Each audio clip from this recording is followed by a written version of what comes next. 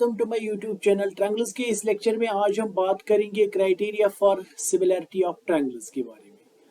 आज यहाँ पे हमारे पास है theorem 6.3 statement is if in two triangles corresponding angles are equal then their corresponding sides are in the same ratio और proportion and hence the two triangles are similar.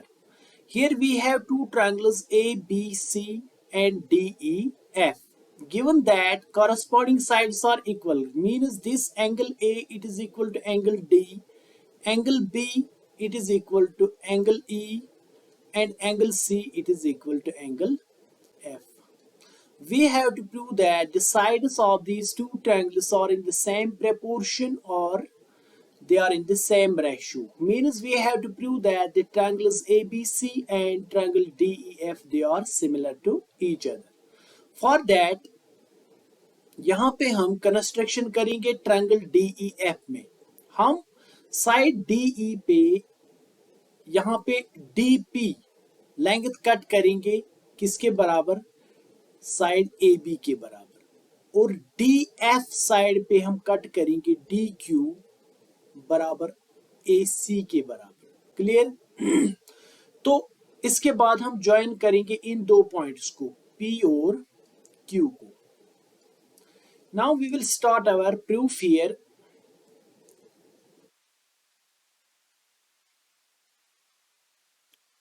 हम यहां पे लेंगे triangle ABC and triangle DPQ।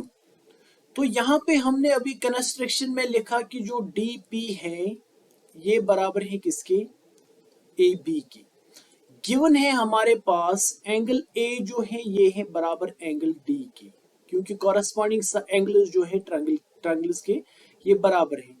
तो side DQ जो है ये बराबर है किसके, AC के। तो यहाँ पे आप रीजन लिख लीजिए, ये हमने किया बाय कंस्ट्रक्शन।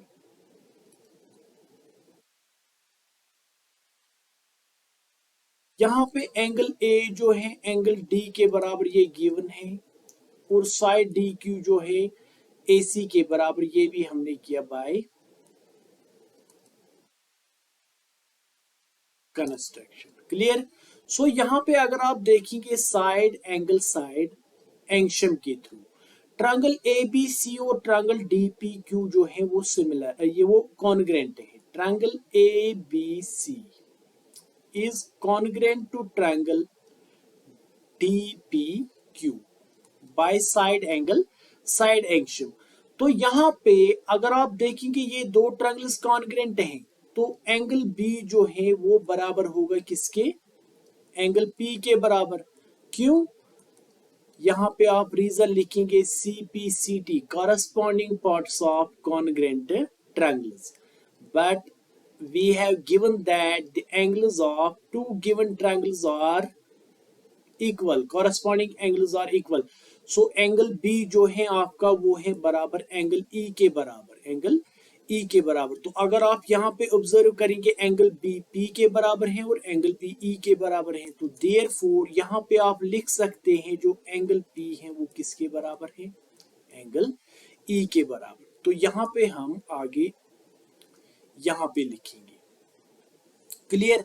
सो यहाँ पे आपको एंगल P जो है ये बराबर आ गए किसका, एंगल E के बराबर। अगर आप यहाँ पे देखेंगे नाउ इन लाइन्स, अगर आप लाइन PQ और EF देखेंगे, जो PE है, PE इज ए ट्रांसवर्सल। तो इन पे जो है इन दो लाइन्स पे PE ट्रांसवर्सल है, एंड एंगल P जो है ये एंगल E के बराबर है। वायर जो angle P and angle E ये क्या है, ये है कॉरस्पॉन्डिंग एंगल्स भी। तो यहाँ पे आप लिखेंगे angle P and angle E और कॉरस्पॉन्डिंग एंगल्स। तो अगर दो लाइन्स पे कॉरस्पॉन्डिंग एंगल्स बराबर हैं तो हम लिख सकते हैं देयरफॉर ये जो दो लाइन्स हैं आपस में क्या होंगी, पैरेलल होंगी। पी क्यू जो है वो पैरेलल होगी किसके, ई एफ की। तो अगर आप ट्रायंगल डी ई एफ में देखेंगे तो पी क्यू पैरेलल है ई एफ के। तो यहां पे हम लिख सकते हैं देयरफॉर इन ट्रायंगल डी,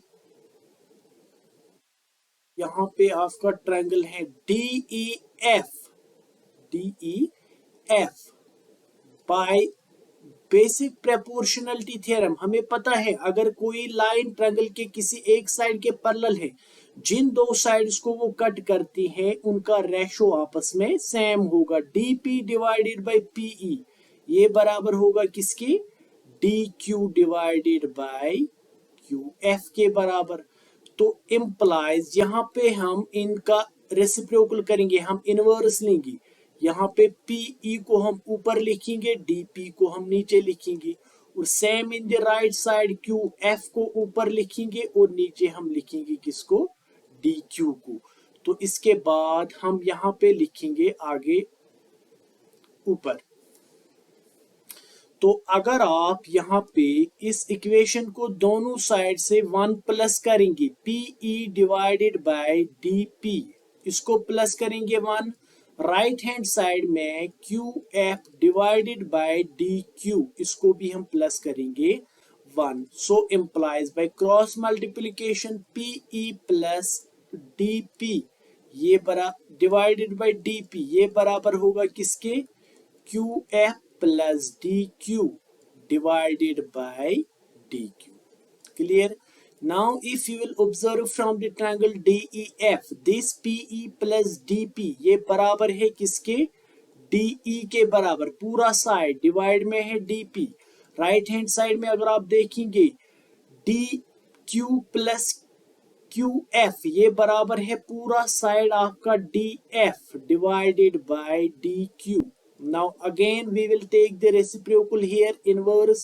तो dp divided by de लिखेंगे हम, it is equal to dq divided by df।